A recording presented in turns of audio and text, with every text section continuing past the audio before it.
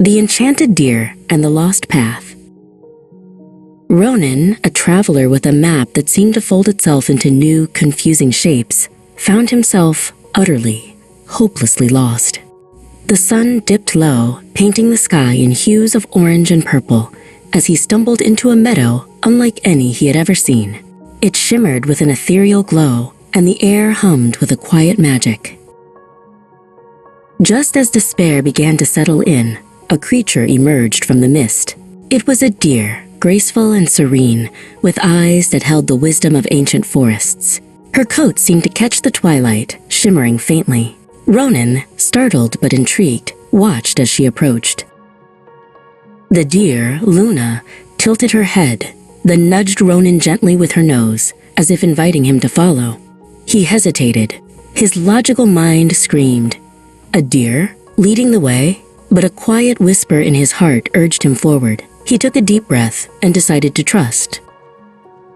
As they ventured deeper, the meadow began to play tricks. Paths appeared and vanished. Shimmering lights danced, trying to lure Ronan off course. He saw a path made of glittering gold, then another that promised delicious, ripe berries. His stomach rumbled, and his eyes widened. Luna stopped, turning to face Ronan. She stamped her hoof lightly, then nudged him again, this time towards a less spectacular, almost hidden trail. It was as if she was telling him, "Look closer, feel deeper, not everything that glitters is the true path."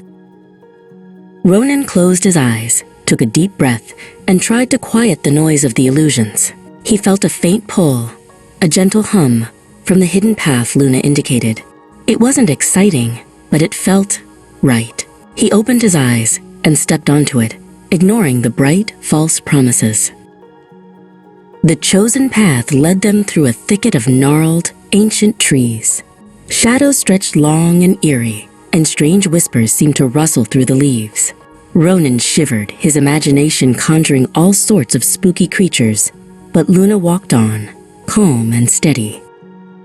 Soon they reached a wide chasm, spanned by a bridge woven from what looked like fragile spider silk.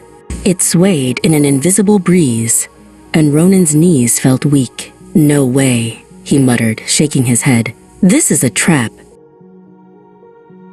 Luna nudged him once more, then, with surprising grace, stepped onto the shimmering bridge. It held firm. She looked back at Ronan, her eyes encouraging. Taking a shaky breath, Ronan decided to trust not just Luna, but his own instinct that had led him this far. He followed. They crossed the chasm, and as they did, the mystical meadow began to fade. The air cleared, the illusions vanished, and Ronan found himself on a familiar dirt road, just a short walk from his village. Luna stood beside him, her magical glow now almost gone.